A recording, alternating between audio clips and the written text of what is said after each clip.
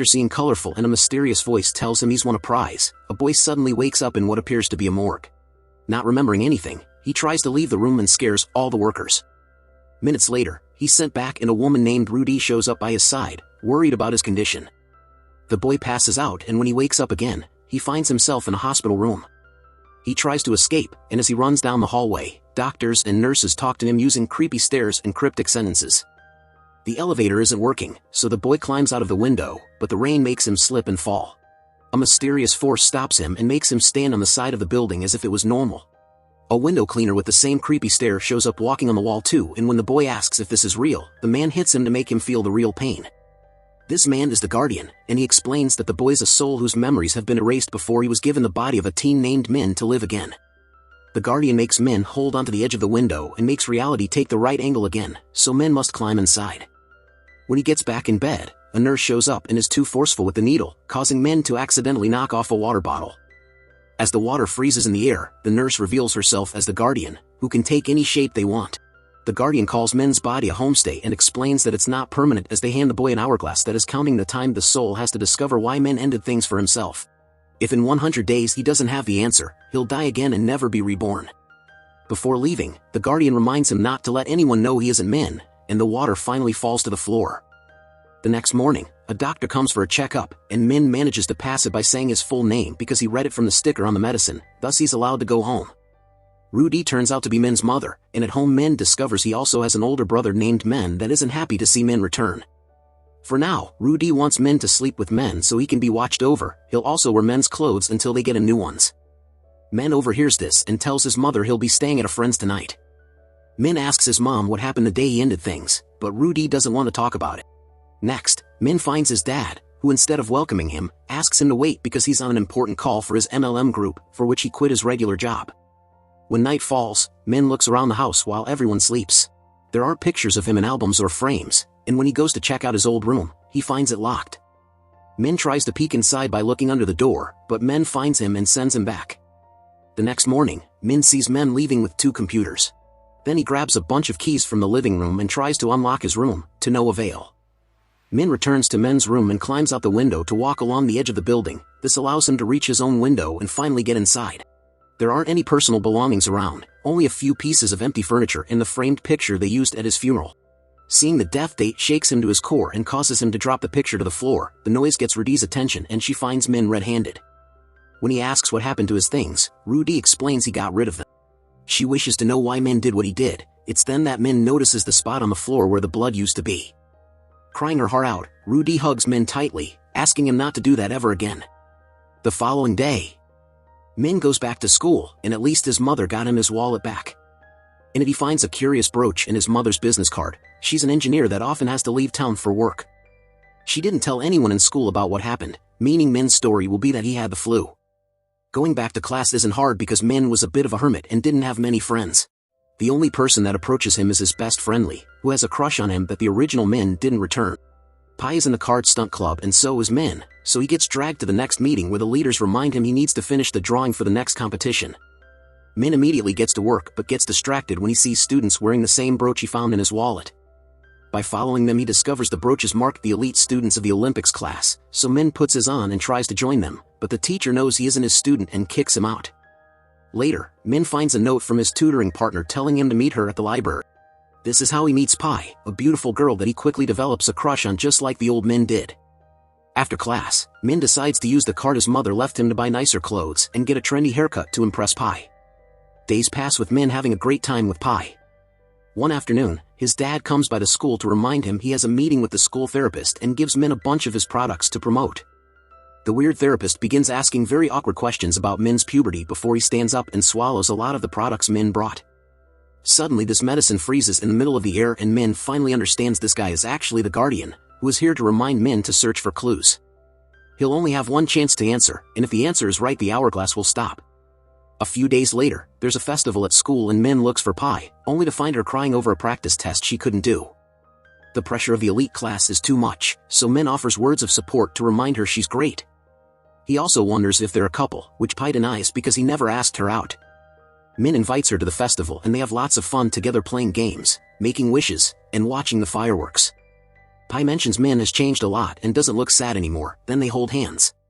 The next day, Min overhears his mother on the phone. Apparently, his dad sold her wedding ring to pay for more products for his MLM.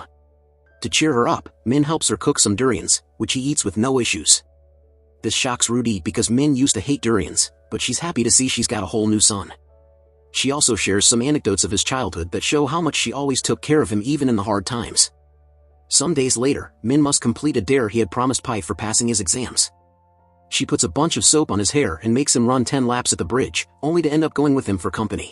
When they're done, Pi gives him a gift because it's his birthday. It's a kaleidoscope that she made herself. Pi then confesses she likes this Min better, and the two of them kiss. Later at school, Min starts a drawing of Pi at the bridge. While working in the club, he finds some pictures that show him in the background next to a locker.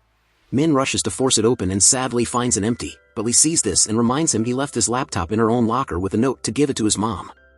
When Lee went to his house that day, Rudy wasn't there, so she left the laptop with Min. At home, Min searches Min's bedroom. He doesn't find the laptop, but he finds the missing pictures with his face scratched off on all of them. He also finds a bunch of paperwork indicating that Min wants to go study in Germany. Next, Min checks Min's computer and finds a conversation of him complaining about what Min did because now he has to stay with the family to support them instead of going to Germany.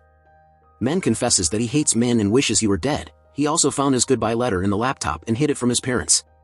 Min then realizes that the second computer Min took with him when he left must have been his, so he goes to Min's college to find it. Min catches him red-handed and says their family would be happier without him before throwing the computer out of the window. Min immediately rushes outside and finds the laptop floating because the guardian is there, laughing at him before making the computer crash onto the ground. Min takes the laptop home and manages to turn it on.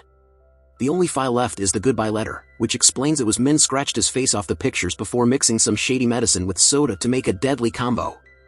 The letter also says he hated his dad for taking advantage of his wife's salary to stay in that MLM cult and that he hated how his brother was always condescending toward him, making him feel small.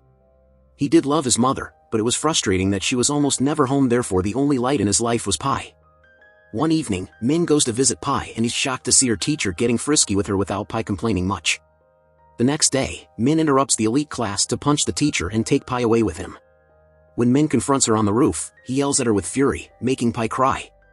She doesn't like the teacher. She only puts up with him because it had been her only chance to join the Olympics team for a better future. Her career's what matters the most to her. Min thinks she doesn't need him, so he points at the ground and tells her she should end things for herself. Later, Min's dad has to come over to talk with the principal about what happened and wonders why Min can't be normal, prompting Min to call him out for what he did to Rudy's ring. Sometime later, Min decides to surprise his mother at work following the address on the back of the business card, only to accidentally discover Rudy has been staying with a secret boyfriend. When Rudy notices Min is there, she tries to explain things, but Min runs away in tears. Back in his hometown, Min stays by the bridge under the rain, wondering if he should end things again. The raindrops suddenly stop moving and the guardian shows up, wondering if Min has the answer. Min replies he hates this life and doesn't blame the real Min for what he did. He blames the family and Pi because they can't be trusted. The hourglass doesn't stop, meaning the answer is wrong, so the guardian reminds Min he has 3 days left. When he returns home, Min smashes all the things in his room. Moments later, Lee shows up to ask for the finished drawing. Min's too annoyed to care and starts talking rudely to Lee, telling her that Min never considered her a friend and will never like her back. He also confesses Min missed school because he tried to end things and didn't even mention Lee in his goodbye letter. Lee leaves the place in tears. In the evening, Min and his dad go pick up Rudy when she returns from work. She's tired and wants to go home, but Min insists they should go out to have dinner together. He also mentions he visited her at work to make her feel guilty. At the restaurant, Min leaves his parents alone by pretending to go to the bathroom, but he spies on them and notices his dad returning the ring. Instead of being happy, Rudy finally confesses her affair. The dad leaves without them and now Min and his mom are alone in the car. Crying, Rudy apologizes to Min and explains she broke up with her other boyfriend so she can always stay with her family. Min refuses to accept the apology and tells her he isn't her son. Her real son died because she was a bad mother. An argument starts between them and this distracts Rudy from seeing the other vehicle coming, thus a car crash happens. Hours later, Min wakes up in the hospital. He immediately goes to check on his mother, who is still unconscious, and Min shows up to explain she's in critical condition. The dad told him what happened, and Min wonders why Min didn't tell him instead of ending things since he would have helped him deal with it. He thinks Min needs to stop thinking nobody loved him. Min's not hurt and is sent home, where he finds the durian dessert Rudy left for him and the kaleidoscope Pi gifted him. Min realizes he's been acting very selfishly and makes it up to his club by finally finishing the drawing. The next day, the Olympics team announces they'll be joining a very important tournament. Pai is supposed to give a speech, but seeing Min in the crowd makes her feel guilty and she runs away. Min finds her in a classroom about to do something stupid with a glass cup, so he apologizes to her and hugs her, explaining he had been angry the other day and talked without thinking. Pai shouldn't be disgusted with herself because it all was the teacher's fault. Feeling a bit better, Pai finally goes to the principal to tell her about the teacher's abuse. Since it's too late to practice a new design, Min leaves the drawing for Pai with a message of support. Afterward, Min goes to see the card stunt club rehearsing. He apologizes to Lee, explaining she had been the only one to be nice to him and he never appreciated it. Lee accepts the apology and confesses that since Min didn't bring a new drawing, she gave the team one of his old ones. To Min's shock, the team suddenly forms a drawing of Pai at the bridge that looks exactly like the new one. Memories start flooding Min's mind as he runs away. The previous Min's life flashes in front of him, showing him all the good times he had with his dear family and Pai. Min falls down the stairs and the hourglass, now frozen, falls from his pocket as Min suddenly reappears in his room with the Guardian taking the shape of his reflection. Min has finally understood that he isn't a random soul, he's the original Min, and he died because he didn't know how to appreciate the good things in his life. It's all his own fault.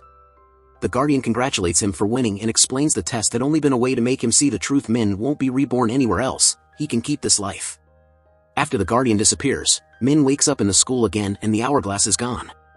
Lee checks on him and Min hugs her to celebrate before rushing to the hospital to find Rudy has woken up.